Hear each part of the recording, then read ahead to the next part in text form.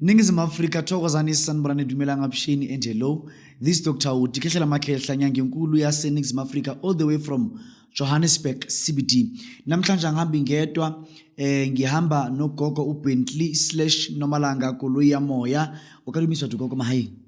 Sanibonani dumelanga abushini hello kena gogo Bentley/Gogo Nomalanga Koloya Moya ke le dumedisa wena motho o leng mosebetsing wena motho o leng hae wherever you are ke re greetings ke ena Gogo Bentley Koloya Moya ke lebo Gogo, you're a person or normally you this is not the first time you visiting Nyanga Yumpedi TV, but after a very long time, hey? Yeah, after a very long time. So today our topic is about consultation ukuhlola. What can you say about consultation ukuhlola? Randomly here, if I can put this this way, your services, all your services that you deal with. Okay.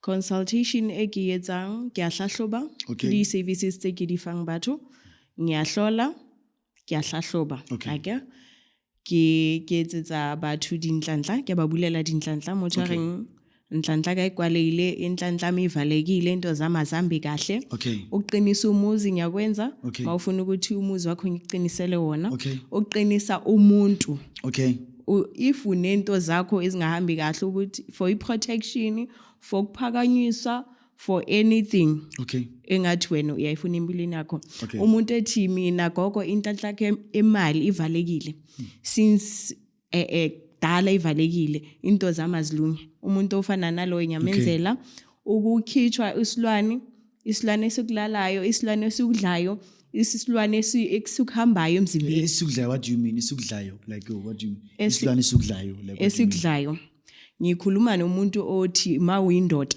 ane lesilwane lesesikudlayo sikudla kuphi lapha ngaphambili ubudodeni bakho ubudoda buvele benzeni bungathi buyashrinka buyele emuva so ngikhuluma ngalomuntu lo njalo kuthiwa kunezilwane I've had ama clients about 4 barring ilwane zibahwaya amasende omongare mngwapa maretiche isimngwapa so maretiche siyamngwapa samuhula omongala dutsile batho gona utla fela semuhula ka marete ke batho ba tshwanang le bao ba thusa beke ba thusang then motho a reng yena o na le sinyama umuntu enesinyama naye nyamsiza so ngathi ngenza into eyiningi then futhi umuntu othi mina ngifuna ukunyuswa empilweni yami because of ngumuntu ukuthi ngeke ngasebenza la ngisebenza khona but anginyusi ngihlezi ngise endaweni eyi1 so lo muntu lo unenkinga mele ukuthi anyuswe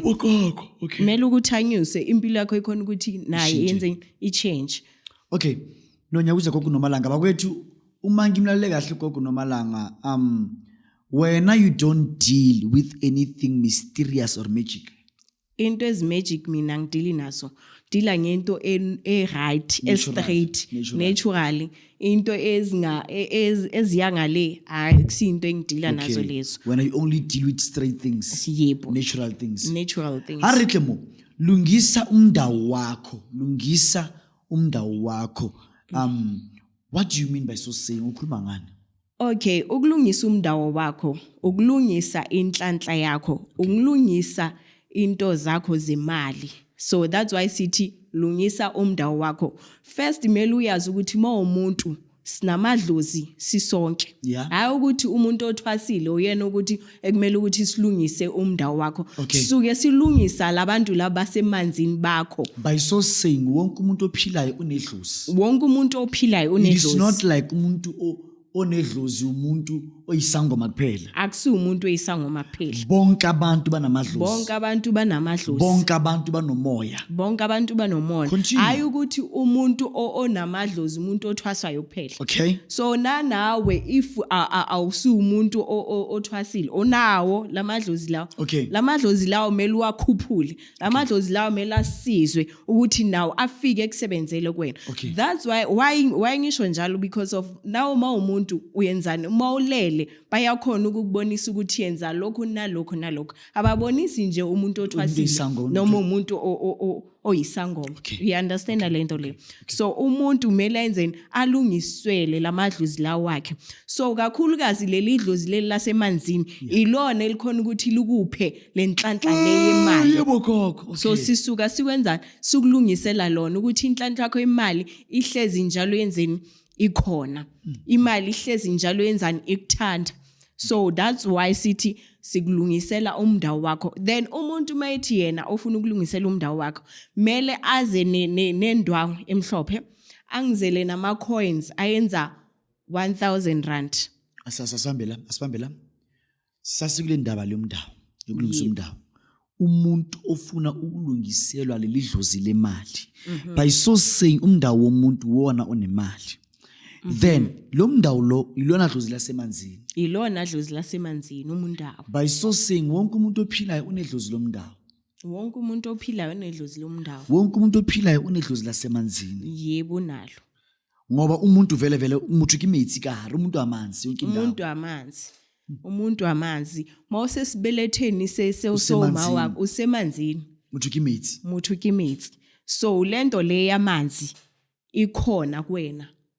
so umele uyilungise ukuze nezinye izinto ezivalekile zikhona ukuthi zivuleke asizela uma lo muntu umenzela lento uthi udingala amacoin enza 1000 rand udingala amacoin enza 1000 rand dingakala indwangu emhlophe indwangu emhlophe white cloth yes bese kudingakala inkukhu ezu2 inkukhu ezinjani ezimhlophe okay bese ngicela ungiphathele imali engango 5000 rand imali yamakhosi leyo isikhanyiso leso so ukuthi sikwenzele umsebenzi wakho yebo then umndawo lo usuyawulungisa manje zabe sengiyakulungisa into zakho zikhona ukuthi zibe right gogo nomalanga siyabonga gogo njengoba ulawo lokusitshela awungitshele uma uthi umuthi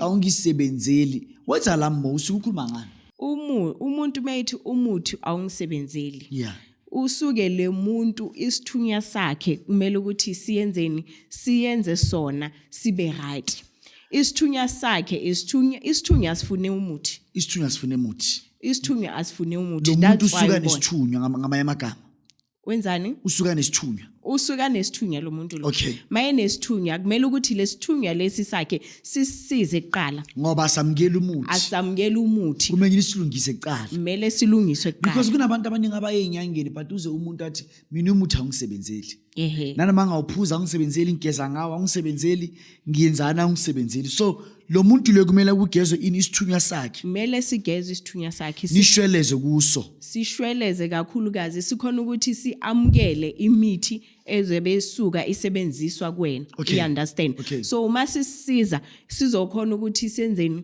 sikhona ukuthi samukele le mithi lo zabo ngoba into enkinga labantu labasuke kusenza imithi emibi kuphela abathakathi kubona yebo but mehambile inyanga into zakhe azilungi so uma umuntu efuna ukugezela isithunya kuyimalini gogo uma ufuna ukuthi ugezele isithunya siyenza imali engango 2.5 siyamgeza umuntu isithunya sakhe sishweleze kakhulu kule sithunya lesi sakhe ukuthi siyaqela ukuthi lo muntu lo mayifuna usizo ayenzeni athole lolu sizo lokuthi isithunya sakhe sibe right gogo nomalanga uthi Sandawana oil 3.5 urenka Sandawana oil uthini iSandawana oil sikhuluma ngento ekhona ukuthi yenzele umuntu umsebenzi right kakhulu ake sikhulume ngomuntu othi yena mina gogo angithandi imithi kakhulukazi so ngithanda into efana nabo oil so iSandawana si right kakhulu because of iSandawana kakhulu siyakhuphula entweni zemali siyakhuphula entweni zemali umuntu mayithi yena ufuna umsebenzi siyakhona ukuthi simsize umuntu othi yena ufuna ukunyuswa emsebenzini siyakhona ukuthi simnyuse umuntu ogembulayo othengisayo yena umuntu onebusiness nakho siyenzani siyamsiza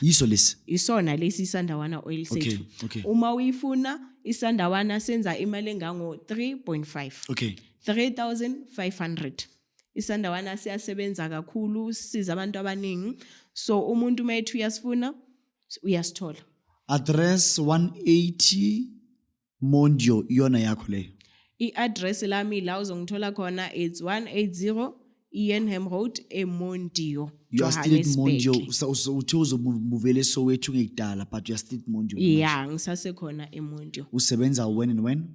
Ngiyasebenza Monday to Friday. Monday to Friday. Monday to Friday Usiza uyangithola. abantu. Ngiyasiza abantu. Bakwethu ngokukhulu kubonga nangenhlonipho enkulu uDr. Uti umkhulu othi inyanga enkulu yaseNingizimu Afrika ngisendaweni yaseJohannesburg CBD.